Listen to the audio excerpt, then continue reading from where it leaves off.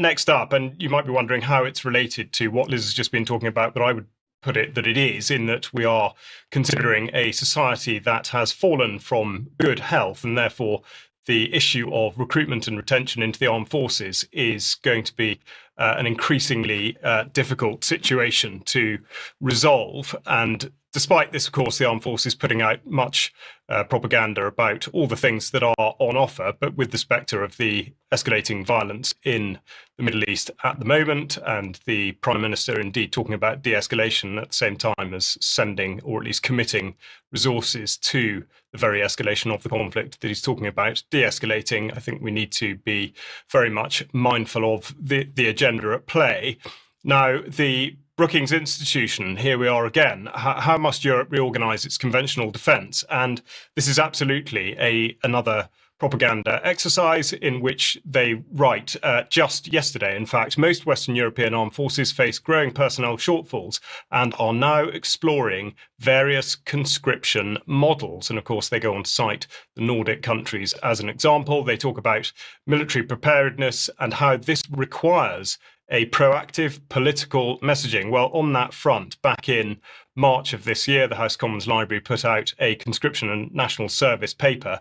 Do note that the photograph there shows women, so the messaging is very clear there. And of course, they're hanging this on what they describe as being the COVID-19 pandemic and changing security situation in Europe, prompting discussions about the need to improve civilian resilience in the face of emergencies, up to and including a state of war. And they go on to say that many countries have long had some form of compulsory national service, and that several have begun reintroducing mandatory military service. Now, this, of course, is absolutely attempting to normalise and legitimise the idea that conscription will be a thing.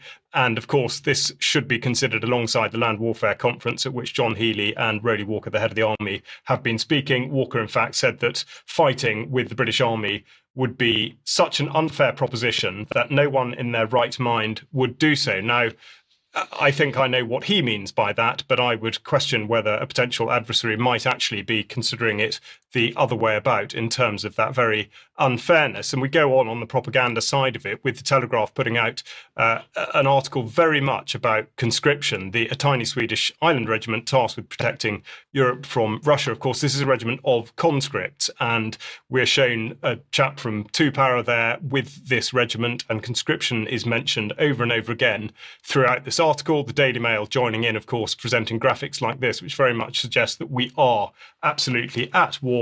And briefly, I will just round off with one of the latest messages from Donald Trump, saying that we now have complete and total control of the skies over Iran. And he goes on to make comments about that. But what I want to focus on is the use of the word we. Who does he mean by we? And how long is it before we start hearing language concerning Israel and Iran that are, if you're not with us, then you are against us? And there is very, very little doubt this is a push towards a conscription narrative here in the UK, and we will absolutely follow this. Now,